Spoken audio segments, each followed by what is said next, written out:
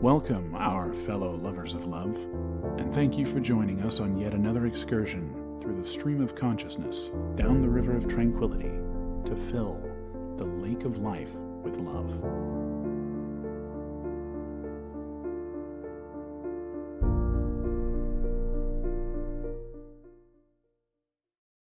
And good evening, all of our fellow lovers out there. Welcome to another exciting? No, not exciting. Well, maybe it's exciting. We don't know. We're gonna have to find out what kind of episode. I'm looking forward to it. What kind of episode this is. So, well, we've got just questions from the Reddit tonight. We decided to kind of take I wouldn't call it a break, take a detour from our normal programming tonight and just do questions. So we're going to see how that goes. We've got relationship questions, parenting questions, work questions, and oh wow, you got a lot of sex questions in there. It's going to be a long night to end the show. Okay. So you're trying to and again, just to be clear, I have not gone through these. I've seen the first two questions. That's it. I didn't read any farther. Well, I did them a couple days ago, and I haven't done a review, so this will be fun. This is going to be fun. Well, interesting or something. All right. It will be something if nothing else. It should be fun. It should be a good time because we're doing questions. And quite frankly, these go back to our origins, our roots, just when you kind of just asking and answering questions. Is what we used to do in the beginning, yes. So, and you can always get your questions answered by sending an email to love@latenightLove.us, and email Lovey will get back to you, likely on the air. And we are Late Night Love. It's been an interesting few years. Actually, we are at show 181. Wow. Yeah, and that's almost every week, 50 weeks a year. So we're over 3 years, 3.5 years. We're approaching 3.5 years. It's been a long time. It's been a strange journey since. Oddly enough, the last year has probably been the least interesting year of the last number of 5. I mean, the most just kind of been a normal year. And that's not saying much because it's not like it wasn't an eventful year last year. It was just the calmest year of the last. Yeah, it's just the most normal year that we've had in, I don't know, a decade. In a long time, yeah. Yeah, not saying it was kind of a normal year. It didn't have its ups and downs. It clearly did, but from years past, it was pretty quiet, all things considered. Of course, we're getting old. There's no such thing as a quiet year when you're getting old. You got large families, children, grandchildren, blah, blah, blah, blah, blah, that all the friends and networking. That's the problem with growing old. Your network is large, and much of it is growing older. And, people get older, things happen. They do. They do. I have now entered the years of the procedures. Yeah. Yeah. Yeah. Well, so have I, but I'm not quite old enough yet. I just entered them early. So, well, we're going through it together. Yeah, so there it is. My earliness is matched your normalness, and so there we go. All right, so let's just start off with some relationships questions, Lovey. What do you got for me first? Well, and let's try to find a way to family friendly some of this. Okay, by the way. Okay. You can find the actual questions where we don't family friendly at our website, latenightLove.us. But yeah, we're going to try to family friendly some of this stuff on the fly. So, okay. All right. She called me when my dog died. Is it over? My guess is it's over. You're just asking for validation that she's not respecting you, and you shouldn't have to deal with that in a long-term relationship. They should be supportive. I mean, look, it's perfectly fine for her to not understand the relationship you had with your dog. Right? It's perfectly fine for her to... Calling him a wimp, that's mean. Yeah, and just to say, and let's just be clear, right? We're family friendly in that phrase. We're family friendly in that phrase. She was a little harsher. She called him the P word. And so the real question is, she's not mature enough to know when to not express herself. Not everything needs to be said. If you think he's overreacting to his dog died because maybe you've never had a relationship to the pet, or maybe you don't know what they've gone through together. You don't know that dog was his only friend through a bout of depression, and that's really what he's upset about. He's lost what he feels is a support system. And because she is unable to deal with her emotions surrounding it, her lack of understanding, she, instead of dealing with that, she, insulted and emasculated him for some reason, and we don't know. And so is it over? Probably, because you probably can't get over it. Is it necessarily a relationship ender? It's a relationship nexus. It's one of those decisions that your relationship will change after this, one way or the other. You could deal with this properly, and you could both find a way to mature and move on. Not very likely, but you could. But yeah, most likely it is a sign that she doesn't actually love you unconditionally the way you need to be. Because even if you feel that way, during that time period, you shut up and you support them, right? Even if you don't understand it. Even if you feel they're overreacting, you respect their emotions. That's one of the times where you take one for the team, right? And she's not willing to do that, and that's the actual problem. And so is it likely over? It was likely never as deep as you thought. So yeah, find someone else who actually cares about you. Okay. What's next? My 23 male friend, 24 female, kissed me 1 hour ago while she was drunk. I'm disgusted at myself for kissing her back, as she has been like my sister for over 15 years. Is there any way to reverse it? This is the one that actually caught my attention when I was paced to it. I was making the website, and I couldn't help but laugh. Is there any way to reverse it? What are you, 13, 14? No, you can't reverse it. You're just going to have to be an adult and deal with it. Now, here's the thing. Maybe your relationship is more than friends and you just don't know it yet. Maybe you're so afraid of losing the friendship that you're not seeing something in that relationship that already exists. You clearly like each other. You've been friends for 15 years. Maybe she sees you as more than a friend. Maybe she wants more than a friend. Now, maybe it's not, right? Maybe you can't go there, and that's, perfectly reasonable. But maybe you've never thought of it that way either. So I don't know. There's no way to reverse it. All you can do is deal with it and move forward. Become the adult you are. You're in your mid-20s. You can't reverse these things. You just have to deal with it. Now, there's two ways to deal with it. You can say, hey, look, this kind of thing happened. Let's just move on and move on, right? Things happen when you're drunk and whatnot. Cool. Or you find out that she has deeper feelings for you than you think. And now you have to contemplate that. And you might be upset for a few minutes or a few days because, in a sense, she has violated the unspoken agreement between you two. Right? She changed the terms of the relationship, but she couldn't help it. Right?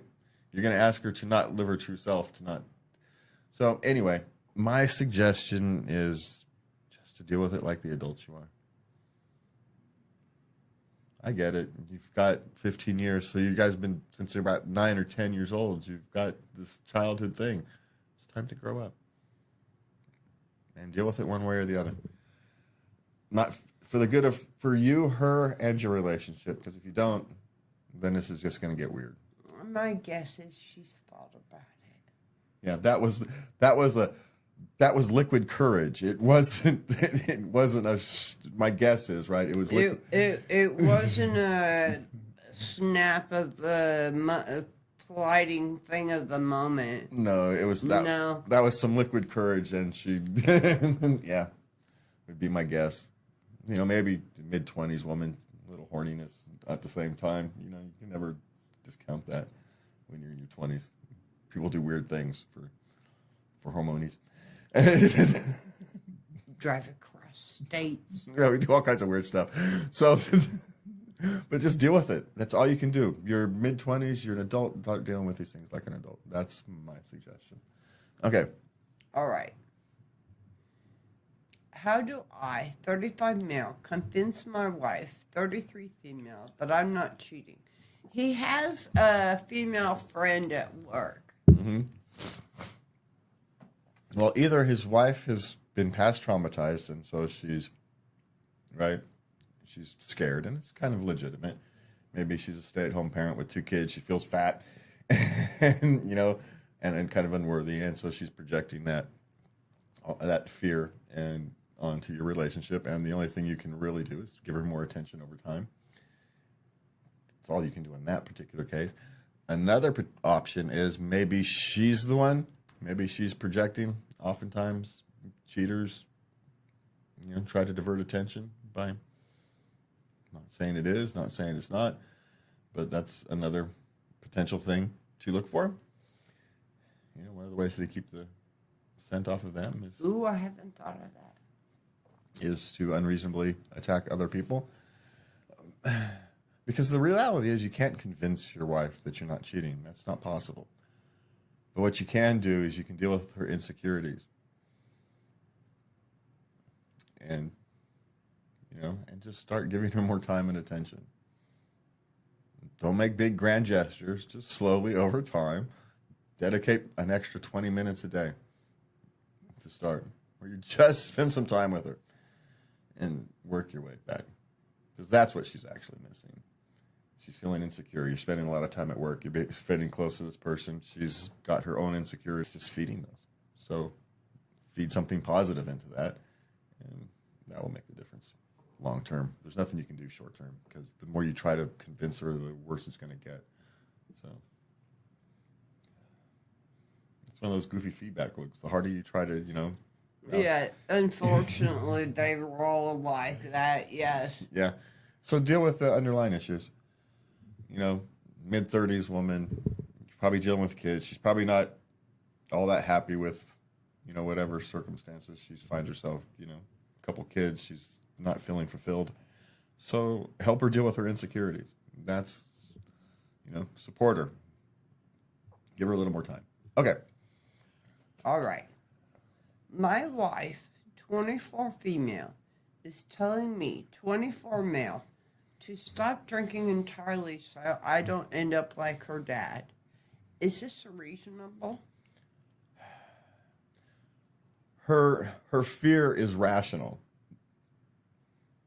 right? Yes. She has a long experience with an alcoholic father. She sees, whether it's there or not, she sees some reflection of that in her current relationship, and she's scared. And she wants to cut it off. How reasonable it is. My question to you is, what's the purpose of your drinking? Is it just pure recreation? You come home after a long, hot day at work, you have a couple beers. That's a different thing than if you're drinking to wash your troubles away. And so you may have to find a compromise. Maybe the compromise is you don't drink around your wife. You don't come home drunk. And she's going to have to accept that on occasion. You're going to go out and have a long day fishing with the boys so you can go and recreate. That may be your compromise. But her fear isn't unrational. It's a rational fear based upon her experience.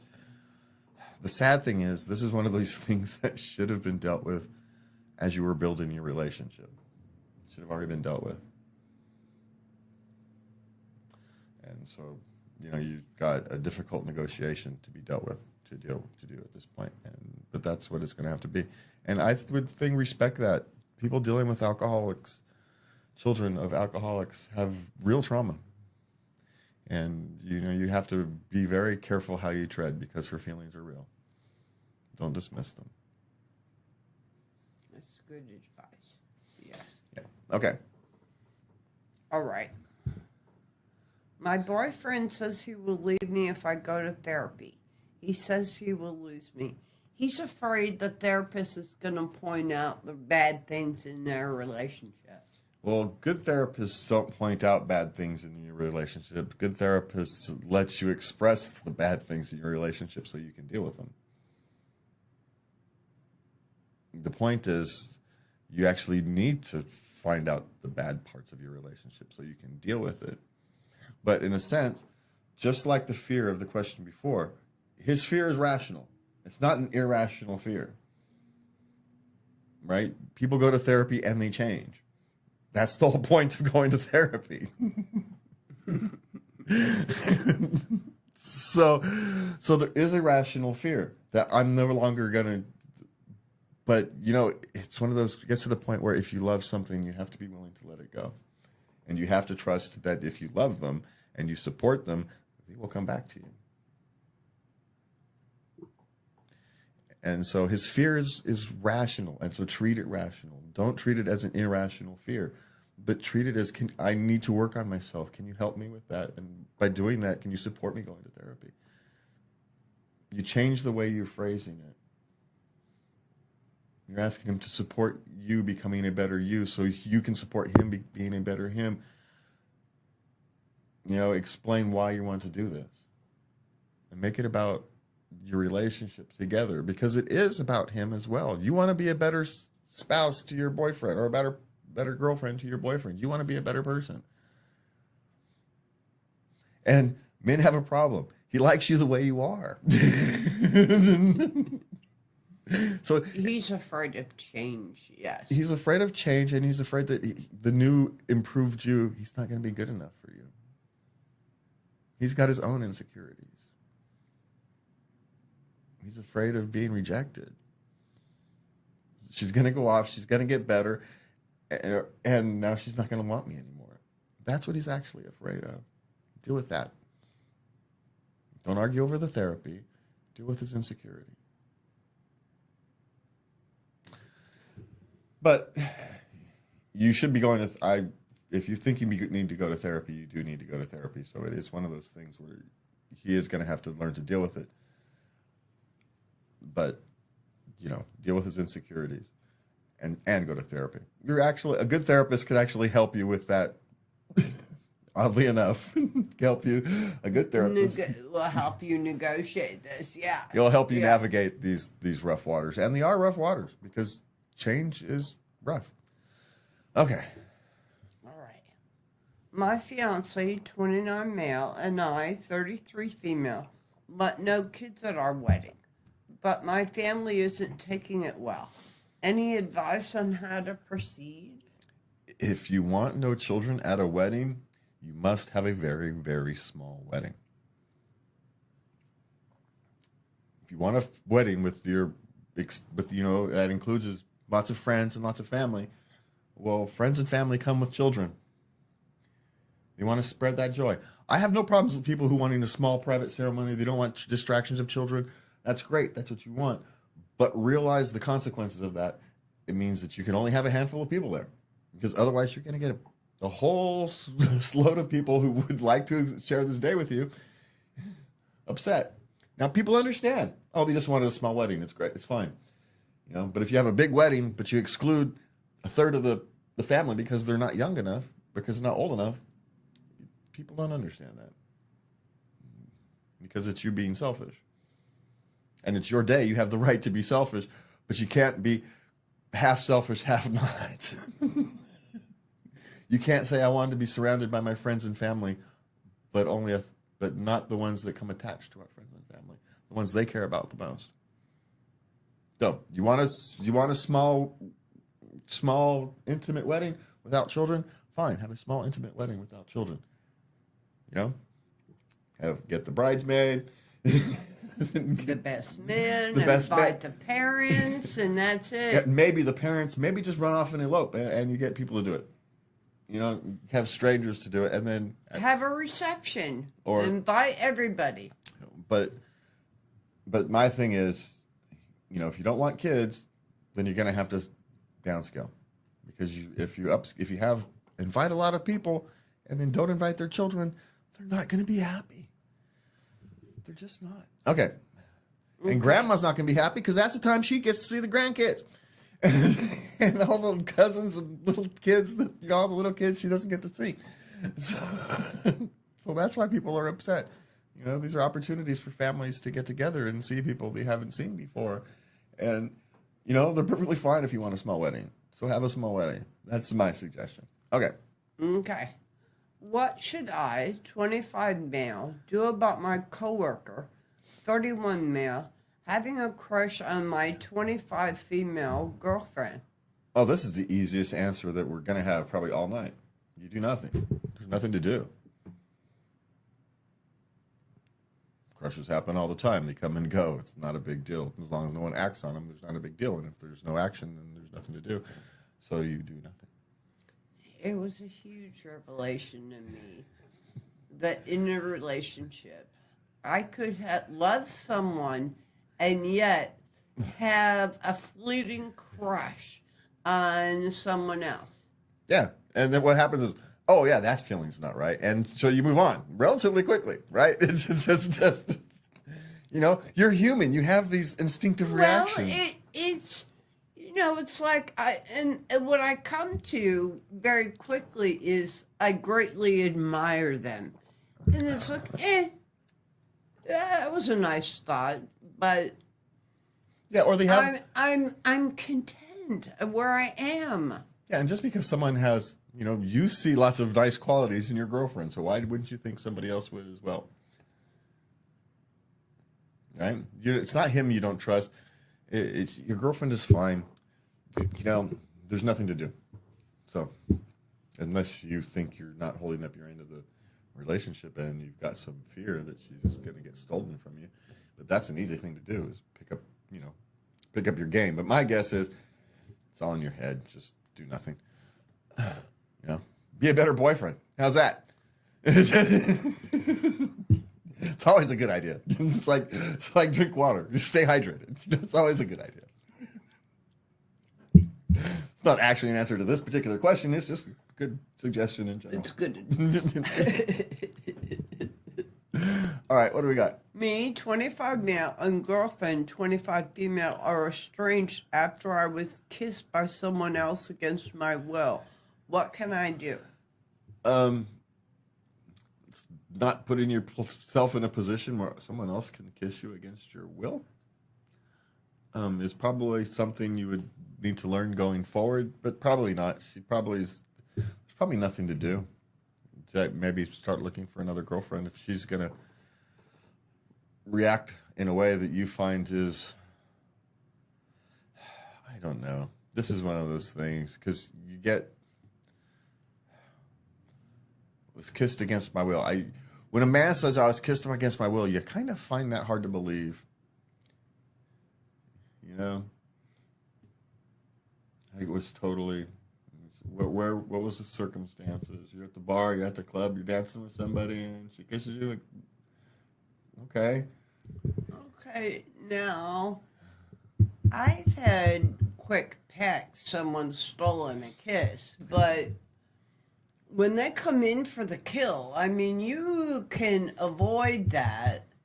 If they start it, you turn away. Push them off. Yeah, it's just one of those drunk things from back up above. My guess is both of you need to mature, right? She's overreacting, and you put yourself in a position that allowed for that overreaction to take place.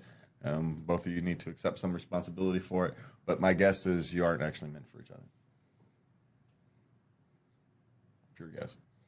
Pure guess, huh? Well, okay. It's a guesstimate. A guess based upon experience, I suppose. There's some levels of immaturity here, and you're both at level. You're not ready. It's not the real one. Because it's the real one, you're no longer putting yourself out in the. Anyway. I'm just gonna get myself a hole in that one, so we're just gonna move on. I don't have a good answer for that. So, what can you do? I can go. If all else fails, play dead. Do nothing. Let it play itself out. There's my answer. Okay. Okay, we're moving on to parenting questions. My son steals cigarettes from me. What do I do now? He's 15. Make him buy his own? I had to find a way to buy my own cigarettes at 15. Now it's a so did I. It was a vastly different time, but I don't know. This is one of those things. Steal is probably a little harsh of a word when you're talking about it in a cigarette, or how it depends upon how many. I suppose those things are expensive now. I don't know. I guess you just have to have the discussion. The question is, I'm not sure which discussion you need to have. The discussion of being honest and ethical, or the discussion about, cigarettes are going to kill you. Don't do what I do. And that's an even more difficult one because you're having a discussion as a hypocrite. So have the discussion about theft is wrong. I guess. That's a tough one because he's going to throw the hypocrisy in your face and he's going to have a point. And you're going to have to know how to deal with that. You're going to have a strategy to deal with that going in. So good luck with that one. Okay.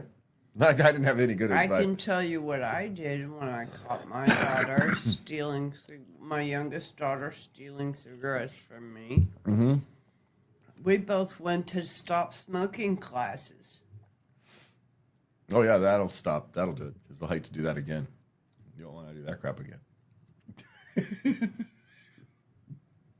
Yeah, he'll start finding a way to buy his own. Weekly support group. Yeah, that's actually a good idea. There you go. That's why we do this together. Okay, so what's next?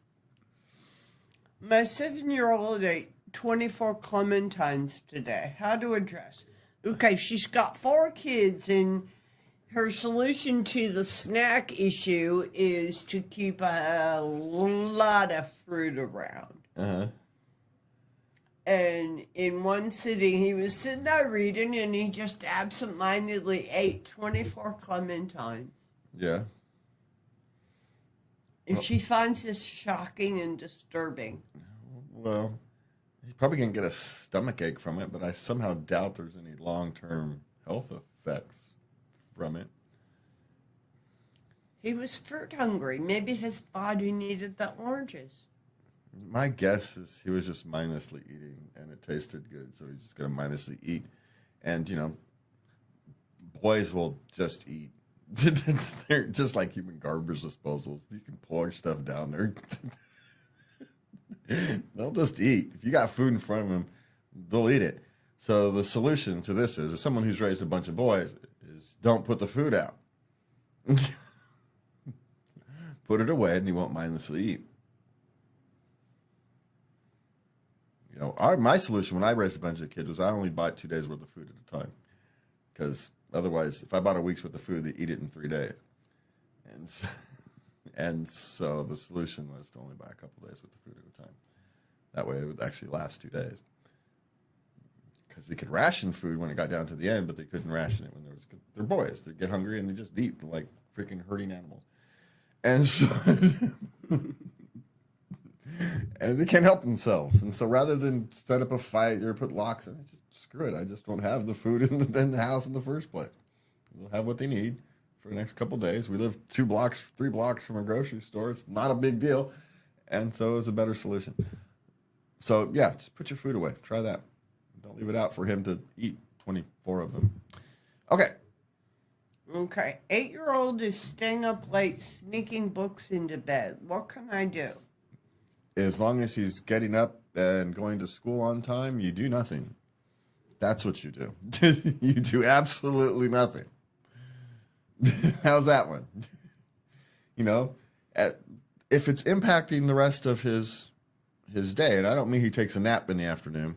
I mean, if he can't get up in the morning and get off to school and that kind of thing, then you may have to address something. But if he's getting up and going to school, you do nothing. Sneaking books into bed is one of those things. It's a good problem to have. So let it be. That's my suggestion. Yeah. Yes. Yeah. That's Kids reading is never a bad thing. no, and enjoy it while he's doing it, because it will stop once he gets. Oh no, it might be a girl, so it may not stop. But boys, it usually stops once they hit like 12. So enjoy it while it happens. If it's a girl, she'll do that for the rest of her life. So it just is. Okay, so what's next? How to talk to my soon-to-be 4-year-old about death. They have a close family member who is terminally ill. A 4-year-old can't actually understand much of the concepts. So you have to simplify it to something they can understand. And we're not going to be able to see cousin whatever anymore. Yeah, and then you're going to have to deal with it later going on. And in fact, there's probably not much to talk about with a 4-year-old because they really can't understand the concept. They just can't get it. It's just someone that used to be in their life is no longer in their life, and they can't understand the concept of death yet. It's 7 or 8 when most kids can actually start to grapple with that. And so there's just not much to tell them from my limited experience. It really depends on the child. My grandson was 5-year-old, and he had his existential crisis. I was a little young, but, Yeah, they'll have it, but until they have that, there's not much you can tell them because they can't. It's just one of those things. Because you can't sit down and have a rational, logical conversation with a 4-year-old. Right? They don't have the ability to develop the concepts that they need to process things yet. Most of them don't. Right, so you have to deal with. What you're dealing with is the emotion that this person is no longer going to be in their lives, and you deal with that when the time comes. You can't prepare a 4-year-old for someone's impending death. You just can't. You can tell them that they're sick. You can understand that they're sick, that they're very sick, and you can tell them that pretty soon you won't be able to see them anymore. So it's important that you see them a lot now. Right, but they're not going to be able to understand the concept of death directly. So you don't. You just deal with the immediate emotions of this person's sick, the person we care about is sick, and pretty soon you won't be able to see them again. And so it's important that we spend as much time with them as we can. They can understand that, right? That's what they can understand. And so leave it to something simple. Life sucks. Okay, so what's next? Sorry about the laughter. It's a defensive response. It's a defensive response, yeah. Yeah. What foods can a 3-year-old learn to make on their own? They don't make foods on their own. You prepare foods for them and you put it in little snack bags for them to get into. Yeah, maybe cereal, but I doubt it. Most 3-year-olds aren't coordinated enough. Unless you've got, prepackaged amounts of milk and stuff to make food. So, can 3-year-olds learn to make food on their own? Yes, they can. It happens all around the world all the time. It's just the exception, not the rule. Don't impose that kind of thing on your child unless they've shown they can actually do it beforehand. And so, just spend. It doesn't take a lot of time to make a peanut butter and jelly sandwich. Make them a peanut butter and jelly sandwich, for God's sakes.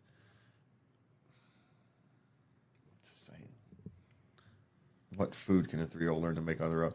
Now, you can get Go-Gurts, you can get cut up fruit, there's crackers, there's a whole aisle in the grocery store. Yeah, there's a different way to ask this question. What are the first foods a child can learn to make on their own? Cereal. Okay, you got cereal, you've got scrambled eggs, right? Mac and cheese. Mac and cheese. Well, modern day mashed potatoes are easy, so you can do anything microwavable. Yeah, but if you want to teach them how to make food, you have to be very careful because you have to do things that don't require knives, and that's really what you want to think about. Yeah. Is you want things that don't require knives. I mean, they're going to have to learn how to use a stove and be careful of the hot things, but knives are far easier to make a mistake with, and so you have to avoid things with knives. That's my suggestion. Pasta is one thing you can do. Kids can boil water, So things like that. Yeah. Yeah, because you can also, you can cook pasta in a microwave. I wouldn't suggest it. Rice, they can cook rice. Put rice in a rice cooker, right? They can learn how to use a rice cooker. Yeah. So things like that. Just avoid knives would be my suggestion. Okay, what's next? My 31 female husband, 37 male, refuses to take both kids on outings by himself. Their ages 2 and 5. Any suggestions? It's likely he doesn't know. He's not confident in his parenting abilities. This is why men do this. They're not confident in their parent abilities. And oftentimes, the reason they're not confident in their parenting abilities is because they weren't allowed to make mistakes when the children were infants. Now, what do we do now, right? The children are all infants. That ship has sailed. So, okay, so where do we go from here, all right? But that's how it happens. I just want to be clear, right? They're not allowed to fail. Men aren't allowed to figure things out, right? But women, they get taught how to change diapers and how to care for kids at a young age, and then they're allowed to make mistakes. And grandma and stuff come over and help them and teach them and all kinds of stuff. The person who man has to teach them these things is their spouse. And she's often tired and frazzled, and she thinks it's easy to do, which it is once you've done it for a little while. But because men often don't get the opportunity very often, it's really a lack of opportunity. And then it's, you're not doing it my way, but it gets phrased as you're not doing it right. You're not doing it right, and really it's you're not doing it my way. And so all that things, and so men end up with this hands-off thing. But then, when they're old enough for men to be hands-on, when they actually are competent to deal with 2 and 5-year-olds, men are quite competent to deal with 2 and 5-year-olds. We like to play, and 2 and 5-year-olds like to play. But we lack the confidence to actually do it because we've been told that we're incompetent in things that we are actually incompetent with. Men aren't great at dealing with infants. Some of us are, but most of us are not great at dealing with infants, right? We're just not. Some of us are acceptable. Some of us are better than are actually quite. But for the whole part, we're not great. We don't understand this little thing. It's fragile, but not at the same time. You can carry it like a football, and they kind of like that. But then their wife gets all mad at you when you do it, and so there's all these mixed signals that we get as when these kids are infants. But when they're 2 and 5. When we can, competently, deal with them, we lost our confidence. So how can you get your husband to have enough confidence to take your 2 and 5-year-olds out by themselves? Let's start with one. Send him out with one. Well, he does that. He takes one at a time. Okay. But he won't take 2. She wants alone time. Okay, well, send him with his. Okay, here's how you should do. He likely has a best friend or something. Ask his best friend. Hey, guys, take a day trip off to do some guy things with the kids. Take him fishing or something. Something that's completely guy things. Have his best friend help him as a wingman. He needs a wingman the first couple times. So find him a wingman, right? He lacks the confidence. So how do you get men to get confidence? You give them practice. How do you give people practice? By giving them some support. So send him with a wingman. Brother, best friend, whatever. Send him with a wingman. Hook him up with a wingman. Or, in the real world, we call it mentorship. But to him, refer to it as a wingman. So yeah. All right.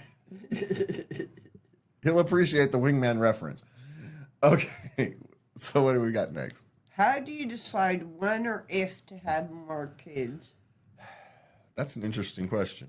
I don't know. Each couple has their own process, and there's no. Each of my children had their own process. It was different every time. And sometimes you don't decide; it just happens, and that's okay too. So you just have to make up your own. How do you decide? No one else can make that up for you. And that's my thing. So, some people are very analytical. They go through the numbers. I can afford it, all that stuff. Other people use it based upon emotion. I'm ready for it. We want to bring. So there's nothing wrong with either one. Find yours. There's that. Okay. Okay. Last parenting question. Uh-huh. My 3-year-old hasn't used a pacifier since he was 1, but asked for one. Should I give in? No, but you should find out what he's uncomfortable about. A pacifier is actually quite literally a pacifier. So there's some anxiety that he's needing to pacify. And so that's what you should be looking for. It's not the pacifier. It's what's the pacifier is used to pacify something. And so what is he needing pacified that he can't? Maybe there's some change. Maybe you just moved. Who knows, right? Yeah. So deal with that. Because at this stage, giving him the pacifier, you're not actually solving the problem. You're teaching him to look for some external solution. So teach him to actually deal with the problem. And teach him that you are willing to look deeper. He'll trust you longer term. You'll build some kind of trust that neither one of you will be able to explain why later on. So look for why he needs the pacifier, not the pacifier. Okay. All right. We have work questions. Okay. Men, what are your thoughts on a woman bringing baked goods into work? She's a baker, and she's the only female in a male-oriented occupation. And at her work, she's the only female, and she just loves to bake. Okay, I'll tell you this. Most men have no thoughts. So they're, what? Yeah. Man, what are your thoughts on? Huh? Thoughts on? What are you talking about? We don't have thoughts on this. The only issue I would bring up with this work is make sure you make it for everybody. And it's so one person can't misinterpret that you're making something for them. Right? So make sure it's always a group thing. If you're the only woman in a male thing, you have to be careful that one person doesn't think you're attracted to them when you're just baking goods because you like to bake. Someone's got to eat that stuff. and you work with a bunch of guys. Guys will eat stuff, right? We'll eat. You put stuff out. We've talked about it earlier, right? We'll just, the kid who ate 24 things. Yeah, that just happens. We'll just eat stuff. You leave stuff in the eating zone, right? We have an eating zone at the end of the counter in the kitchen, and I make stuff and I put it out there. And yeah, it's just randomly, not even hungry, don't even want it, and you'll just eat it. And so we don't think anything about it. Bring baked goods into work. Don't get offended if we don't like something. That's the only thing we're going to worry about. And the only thing I would, from your perspective or from a business perspective, is make sure it's always group stuff so no one person feels that you're, interested when you're not. Okay. What's next? Coworker is sleeping while I'm working. What do I do? Well, it depends. Is he sleeping like on his break, taking a nap at lunch or something, or? No, he's fallen asleep at his desk. Well, I actually might bring it up with him first. Well, he told him he's not going to report it to HR, but he's not going to lie for him if somebody says something, asks him. Yeah, well, that's probably the way to deal with it. How we would deal with these things would be kind of internal pressure. Because if it happens once or, every now and again, you can get it. Someone's got a couple young kids. They're not getting much sleep. The work is kind of mundane and tedious. And you kind of doze off just from, yeah, all right. I'm not gonna hold it against anybody who's going through that time period, something like that.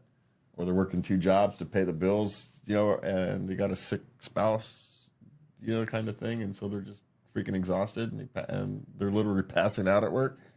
Yeah, you shut up and do your job, right? You don't lie, but I've never noticed. I'm always just over.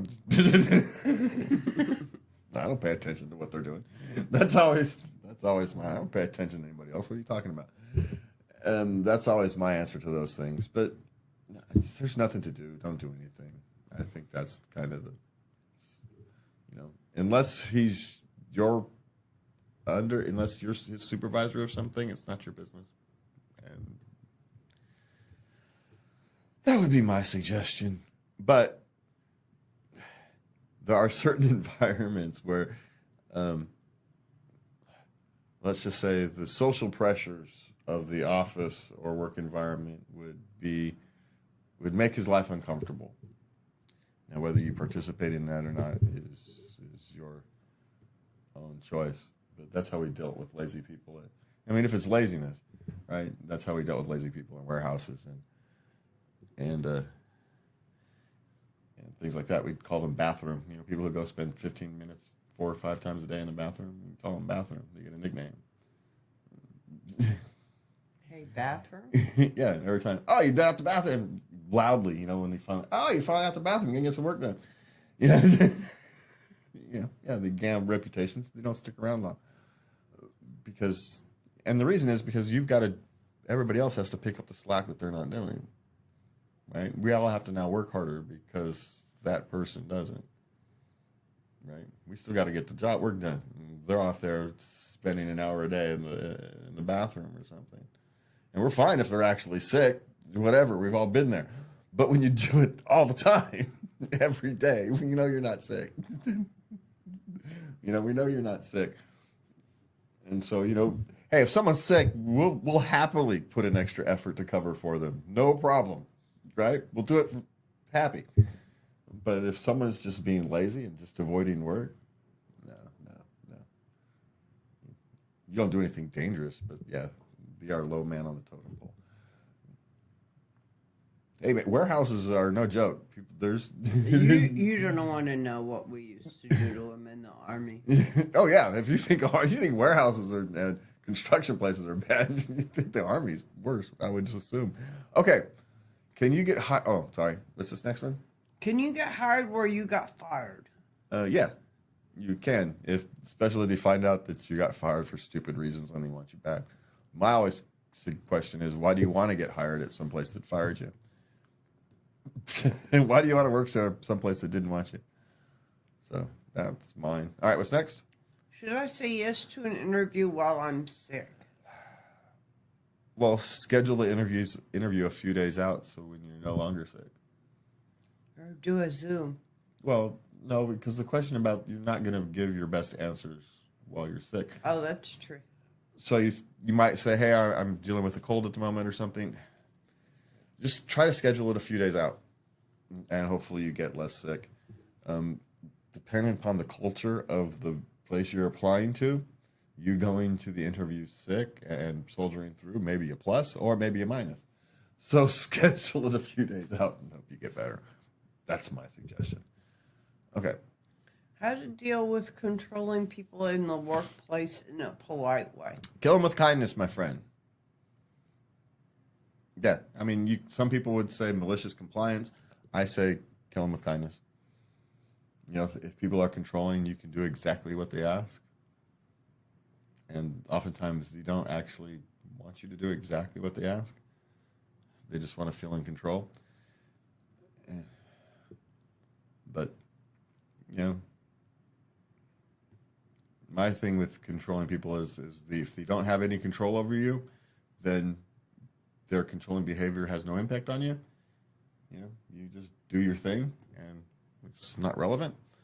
If they are like your supervisor or something, well, are they controlling or are they doing their job? Maybe they're bad at their job, but are they controlling or are they doing their job? So, anyway, that's mine. There's very little to do about controlling people in the workplace unless you're their supervisor and they're overstepping their bounds. And in that place, you can, use standard correctional behaviors for your organization to control that. Yes. Yeah. Because each organization has a different culture, and each culture has different ways of dealing with these. Sometimes they send people to mentorship. Sometimes they send them to classes. Sometimes you just sit down and have a conversation with them and cross their fingers and hope it works. There's, there's all kinds of different ways to deal with this. But if they're, you can just tell them, if you want to deal with it directly in a nice way, you say, and they're not your supervisor or something, you simply tell them, I've got my own way of dealing with things. Thank you. And just move on, right? Because it doesn't impact you. So, all right, what's next? That was not a very good answer for that question. I think it was very good. Yeah, I don't know. All right, so what's next? Supervisor doesn't read anything. How do I get him to read my emails? He's not. He doesn't work by emails, so stop expecting him to.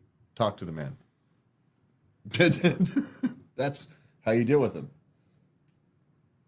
You're not going to get him to change his emails. He's a supervisor, so he's gotten there by not reading his emails. Talk to him. Print it out and put it on his desk. However his communication method is, use that. Right? Trying to force him to use yours is the wrong thing. He doesn't have to change. You do. He's the boss. You have to change, adapt to him. He doesn't have to adapt to you. Maybe it'd be better if he did. Great. Become great at your job and replace him. There you go. All right, what's next? Okay.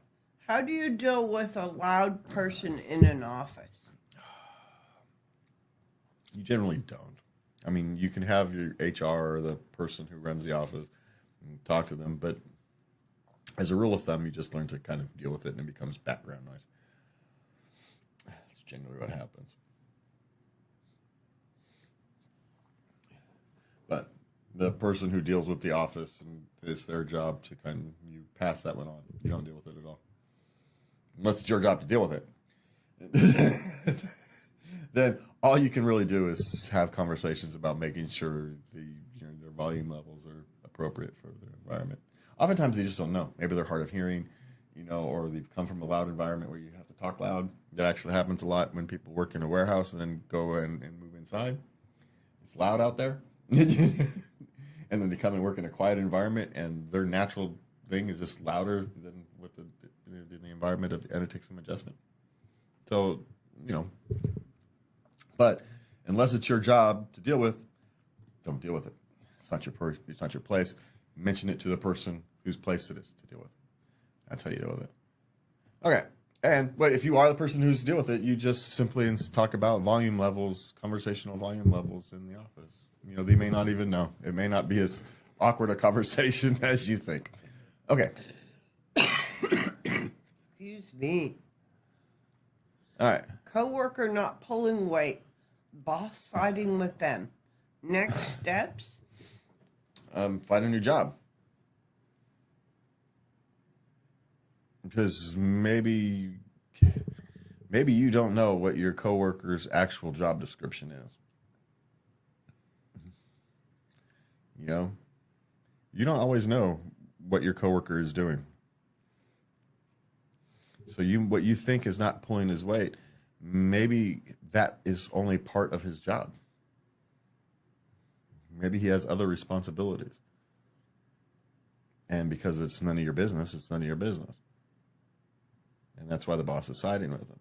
Now, it's a crappy way to do business because you should know what his workflow is, so you can not feel that you're being taken advantage of. So you can know, okay, he's got accounting issues to deal with, or he's dealing with marketing things, or he's working on the website other times. Whatever it is. Maybe he's got some other tasks that's taking up his time, so he only doesn't.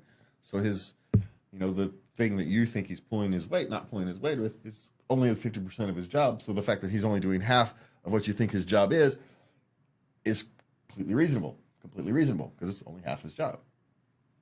And this happens far more often than we think, right? Someone has a job that they have, and so one person thinks that I'm doing far more than that person is. Well, you are, but that's only half their job. Well, it's all of yours. And so there's two things. Either find out what the real job is, do your thing and not worry about what other people do, or find a new job. If your boss isn't really respecting your team's efforts. That's it. The choices are to accept it, to learn what's actually happening so you can understand more, or to move on. There you go. Because there was an interesting thing. It's not your job. It's your employer's job. And you're choosing to do it or not. And so you can choose to do it or not. Okay, what's next? Okay, we have 6 questions. Oh, wow. Okay, we're going to have to blow through these quickly because we are running on thing. Okay. How do I get my wife to explore her kinks and let her guard down sexually with me? You have to get her to trust you. Maybe she doesn't have kinks. Ooh, I hadn't thought of that. Maybe you're wanting her to explore something she doesn't actually have. Not everybody has kinks. Some people just like the emotional connection that normal old sex gets. You don't need the excitement of more. You know, you get enough in life. You know, not everybody needs that.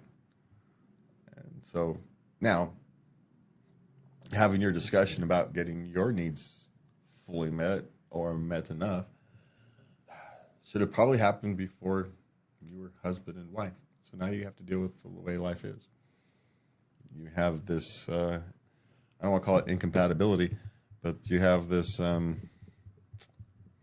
thing where you need different activities than she does, and which one of you two is going to have to compromise?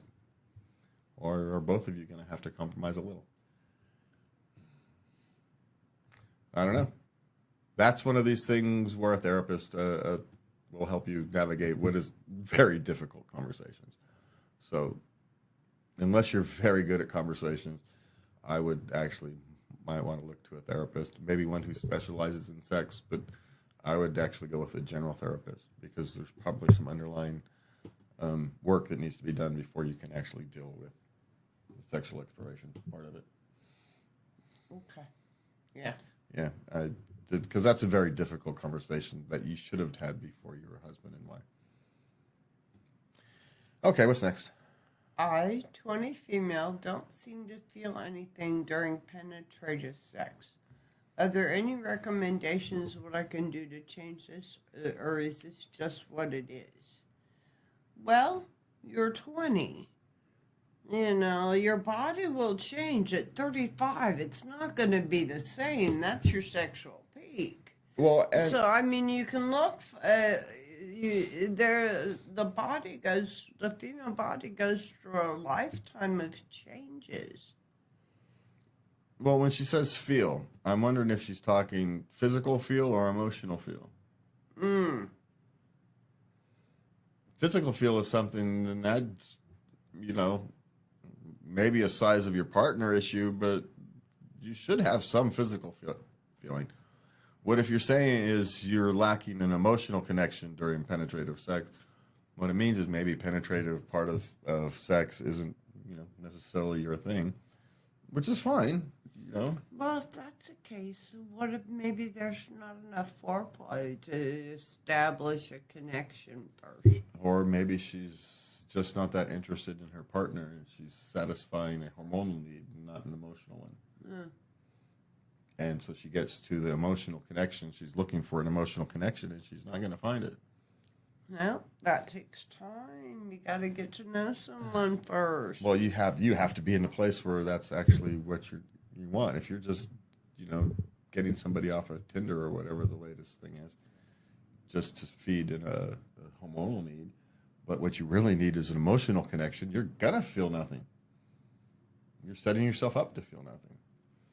So it really depends. So if that's a physical feeling, that's maybe a medical issue you want to ask. If it's an emotional feeling, that's some time in the mirror and figure out why you're actually doing what you're doing, why you're behaving the way you are. Good one. Okay. Okay. What should I do when I see my man pleasuring himself? Help. Or nothing would be my suggestion. Help or let it be. I can't help it. I joke. Hey, what are you doing? What do you got there? Yeah. So my suggestion is help or let it be. Turn around. Okay, I will come back in a minute. Yeah. It's not about you. one of the things science has actually taught us in the last 20 years is that men actually pleasure themselves as stress relief. Heck yeah. Yeah, it's got nothing to do with anything else. Most of it has actually nothing to do with anything else. It's stress relief, which means we suck at relieving our stress. If we happen to go to that base of a thing to deal with our, God damn, we suck at dealing with our stress. So that's my suggestion: is you either do nothing or you participate. And the first time you participate will be shocking to him, but it is what it is. Okay, what's next? Okay, is the daddy kink actually that common? Dude, the internet has exploded with it. The kink itself is not that. It's not as common as it appears, but the people with it happen to be open with it. It's just one of those things. It's one of those kinks that is, I don't want to say socially acceptable. It's easier to explain to the world than others. So it gets explained more often to the world than others. So that's why you see it more often than others.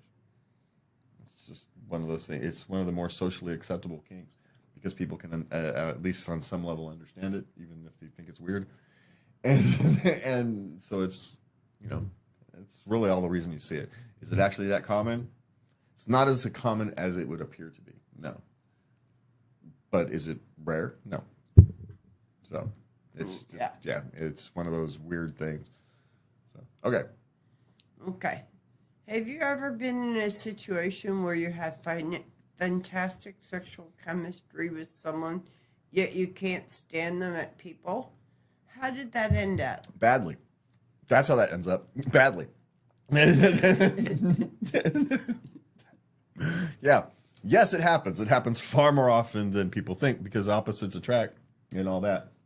And then there are some, and people can confuse, shall we say, sparks. Sparks can be good. Sparks can start a fire. Or sparks can start, right? Sparks can start your campfire or sparks can start a grass fire. And so, I don't know. There's no good thing with getting romantically involved with someone you can't stand. There's just, generally speaking, avoid it like the plague. There's my thing. All right, what's next? My wife doesn't feel sexy anymore naked. How can I help? Candlelight, I used to get asked by girls in the office, how can you... I was not in the best shape, and they were not in the best shape either. And they would come to me and they'd ask, what do you do? I don't feel sexy. And I would tell them, candlelight and lingerie, baby. Everybody looks good. Yeah, turn down the lights. Well, she doesn't feel sexy anymore. You actually can't do anything with that. All you can do is ensure her that she's still sexy to you. That's all you can control. And so you reinforce what you can control. That you still love her, you still find her attractive, you still find her desirable, and don't ever deal with the rest of the world. Right? Just focus on how your feelings for it, because that's the only way you can help. Women go through we all go through it, right? I do the same thing. You look in the mirror before a shower. Good Lord. You're a great God to me. See, that's the thing, right? I know it's not true, but, as long as she thinks I'm attractive, it's all good. You're the only one that matters. Sometimes I want to take pictures of you. Yeah. So I can have them one for later. I'd tell you to take off your rose-colored glasses, but quite frankly, I prefer them on. So, I still make you baked goods. all right. So what's next? We got 2 questions left. 2 left. How Yeah. often should bed buddies test for STDs? Well, it says bed partners. And that's an interesting choice of words. If you're bouncing around, you should probably test for STDs quite often. If you have a long, solid, committed relationship, I don't want to say never, because quite frankly, you can get STDs without engaging in sex. Sex is just the most common, easiest way to get some of these things. It doesn't mean that's how you got it. But I don't know, test them as often as your doctor thinks you should. That's actually a question for a doctor, not for a question for people on the internet. You know, it will vary for your own personal circumstance. So, you know, it's one of those things. It costs a few bucks and it doesn't hurt. But I also do want to question, you don't necessarily have to, you can get STDs without having sex. STDs, they just call them STDs because it's the most common way to transfer some of these things. It doesn't mean it's the only way. And the other ways happen far more often than we think. And so you should actually probably test more often, even if you are in a long-term, completely committed relationship where nobody's cheating. Simply because there are other ways to get it. That's true. Yeah. So. God, I haven't been tested in forever. Okay. All right. Your doctor didn't feel it's necessary, well, that's not true. We did test. We tested for everything when the hepatitis B came, right? Oh, that's right. When your hepatitis B, and they did do a test on everything when I had my, a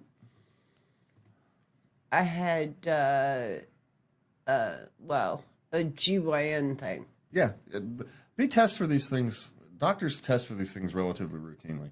And so most of the time, you don't actually have to worry about it. It's when they order a blood test, it's in there. And you just don't know. So it's fine. But if you feel better about it, take it more often. But I also, based upon personal experience, just because you don't have risk factors doesn't mean you're not going to get something like that. So taking a STD test on occasion, just kind of for its own sake, is not a bad idea. Okay, so what's last one? Last question. Are there advocates for people with complex barriers to sex? For example, sex surrogacy? Yes, there are. There are, yes. Yeah, they can be difficult to find, especially if you're not in a major metropolitan area. I mean, it becomes harder and harder and harder the smaller, your location is, the more rural you are. But it doesn't mean it's impossible. You can get lucky. You can have one near you. But yes, though there are advocates and there are options for people who need options. They're hard to find because it's one of those things. There's not all that much of a need for it, but the need is bigger than we think. Yes. Yeah, 1% of 300 million people is a lot of people, right? Yes. So that's still 3 million people. And so even if it's just half of that, it's still 1.5 million people who might have some need. So 0.5% of the population has some need for some type of solution for sexuality. That's still a lot of people. And there's only so many people who can help that. And then we demean sex work. So even sex work for medical reasons becomes difficult. And it's just trying to be family friendly on this one is difficult. So yes, there are options. If you need options, look for them. This is one of the great things about the modern world. Go to your favorite search engine and start searching. Go to Facebook or whatever and look. Go to YouTube and type in your search terms and just look. You're already on Reddit, just look. And that's it. We've had some interesting questions here tonight. And we hope you had some fun. yeah, it was fun. It was actually a fast hour. So that's always a good sign. So for me and Lub, we want to thank you for joining us. Join us next week for who knows what we're going to do next week. Maybe we'll just do more questions. Well, I'm going to look up and see if we have any holidays coming up in September. September is National Cat Month. Oh, there's my topic. So National Cat Month. So, okay, so there we go. Next week, look for something about cats and more questions, as always. So for me and Lubby, what the heck? I forgot my intro. My exit. God, I must be getting tired or something, because now I don't even know what I'm doing. Am I doing my intro or my exit? Anyway, we're out of here. Good night, and please remember to love everybody. Good night.